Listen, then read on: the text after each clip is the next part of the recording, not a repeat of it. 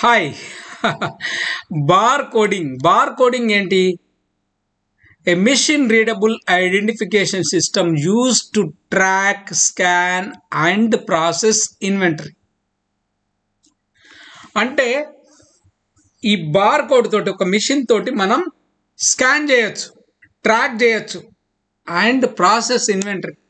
అసలు మనం ఈ బార్ కోడ్ తోటి మనం ఏం చేయొచ్చు అంటే ఈజీగా వస్తువు లొకేషన్ ఎక్కడుందో చెప్పొచ్చు, ట్రాక్ చేయొచ్చు అండ్ ప్రాసెస్ చేయొచ్చు